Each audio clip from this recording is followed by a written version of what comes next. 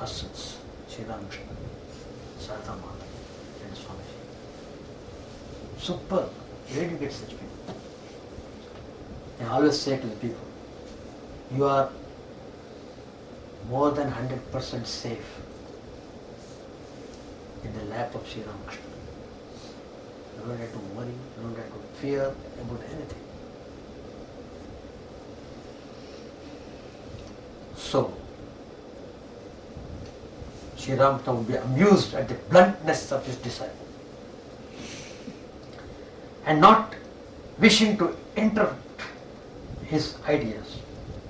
He would remark, well, you may not accept the views of these saints, but how can you abuse them or limit God's infinitude? Go on praying to the God of truth and believe in that aspect of His which He reveals to you. But Narendranath did not give in easily. Whatever did not tally with reason, he considered to be false. And it was his nature to stand against falsehood. Therefore, he missed no opportunity to ridicule Advaita philosophy. But Sri Ramakrishna, the master guru, knew that Narendranath, his path was the path of jnana, knowledge. That in the end, he would become enamored of the philosophy of the Advaita and be led to the highest realization. For this reason, he made it a point to talk on Advaita philosophy before him. One day, he tried to bring home to Narendranath the identity of the individual soul in Brahman. But he could not convince him. Narendranath left the room and went to the Pratap Chandra Hazra, who used to stay in Dakshineshwar, and engaged him with him in discussing about the same topic. He said, how can that be? Jaggi is God, Kappi is God, whatever we see is God, and we too are God. Nothing can be more preposterous. Look at his words, so powerful and piercing. Piercing.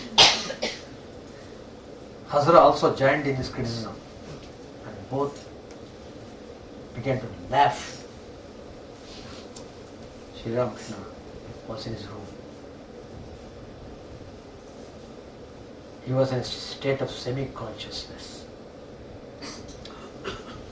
Having heard this Narendranath's laughter, he could not stay any more in the room. He came out with his cloth under his arm like a child. Hello, what are you talking about?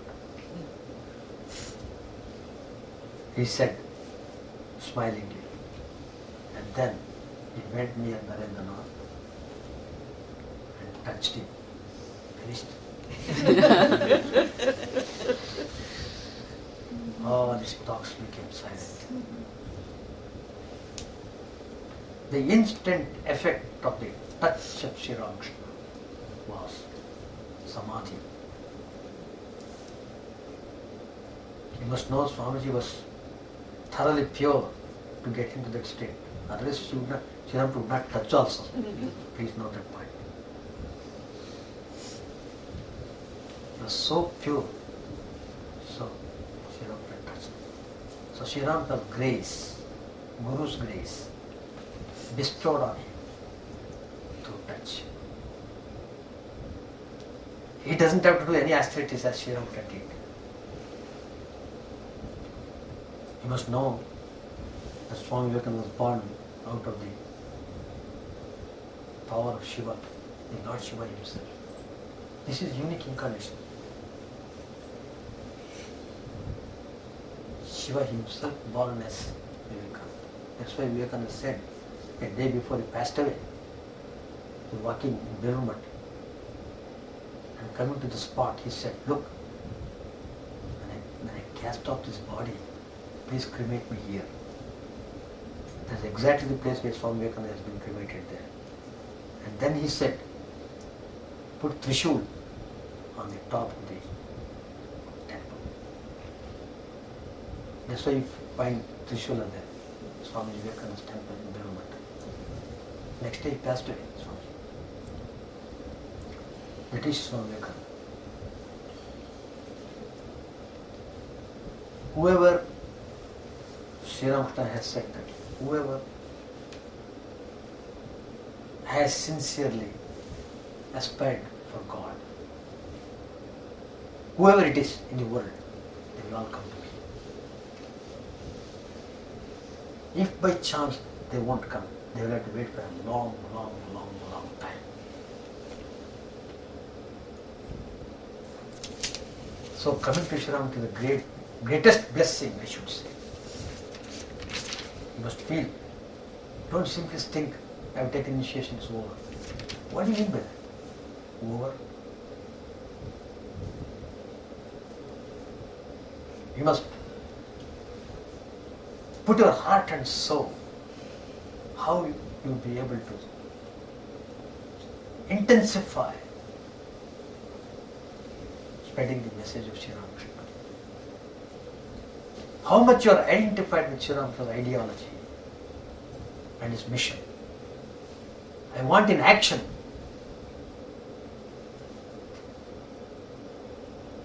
Then you prove you are the child of Sri Ramakrishna. It is possible when you sincerely do meditation practice. That magic touch of the Master immediately brought a change over the mind of Vivekananda. Swamiji says that was most wonderful, inexplainable experience. Avarnaniya. I can't describe it. He says, I was stupefied to find that really there was nothing in the universe but God. I saw it quite clearly, but kept silent to see if the idea would last or it's simply hallucination. He wanted to prove himself. See how thorough he was in his scientific attitude. He was the greatest scientist, I should say.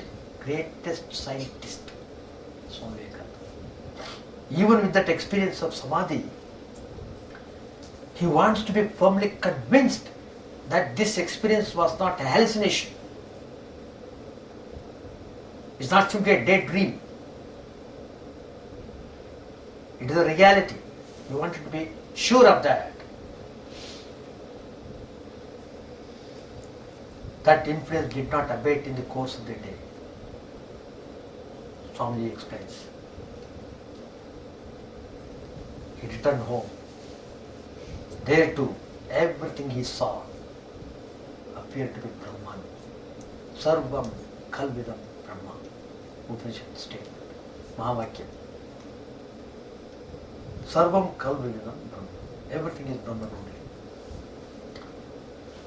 He said, I sat down to take my meal, but found that everything, the food, the plate, the person who served, and even myself, was nothing but that Brahman. I ate a morsel or two and sat still. I was startled by my mother's words. Why do you sit still? Finish your meal. And then I would begin to eat again. But all the while, whether eating or lying down or going to college, I had the same experience and felt myself always in a sort of comatose state. While walking in the streets, I noticed cabs plying, but I did not feel inclined to move out of the way. for I felt that the caps and myself were of one stuff. There was no sensation in my limbs, which I thought were becoming paralyzed. I had no satisfaction from eating and felt as if somebody else were eating. Sometimes I lay down during a meal and after a few minutes got up and began to eat again. The result would be that on some days I would take too much, but it seemed to do no harm.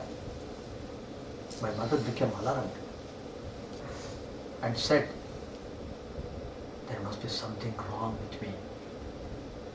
Mother became very anxious, She was afraid probably I was not living long. When this state altered a little, the world began to appear to me as a dream. While walking in Carnavalis Square, I would strike my head against the iron railings to see if they were real or only a dream. This state of things continued for some days. When I became normal again, I realized that I must have had a glimpse of the Advaita state. Then it struck me very thoroughly that the words of the scriptures were not false. They were not false. Thenceforth I could not deny the consciousness of Advaita philosophy.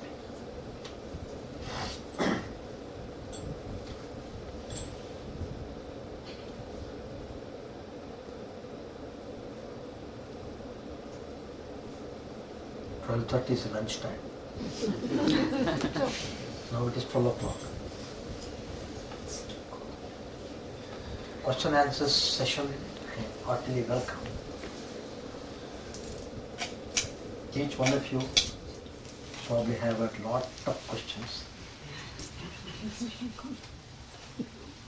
Anyway, without any hesitation,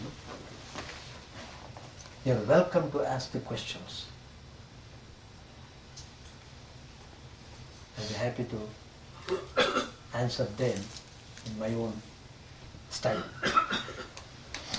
Yes, now your session.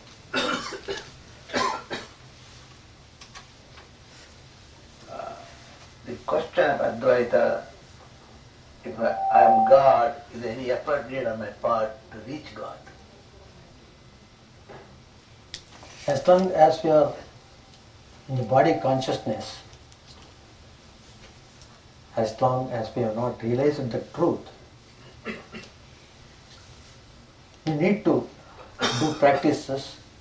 As I said earlier, unless the mind is purified, you can't grasp the reality of the truth. So effort is needed in the stage before you, after realization, after experience, everything becomes clear. In order to do practices, God has given this human body, mind and senses, so that you can do practice properly and reach the truth. That's the idea. That means I must reach that stage before I can say I'm an Advaiti. Huh? And I must reach that stage where I have put my effort, and then I will be able to say I am God. Yeah, the point is, one is theoretical conception. You must have some conviction, otherwise how do you to practice? So first conviction is important. That's why Sri Ramakrishna in the beginning of his life itself says, what is his life meant for?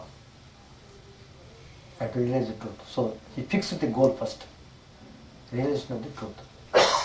Then he applied himself. In the same way, if you want to have the realization of the Advaita, you must follow the disciplines prescribed according to the Advaita doctrine and prepare properly and do it and realize it.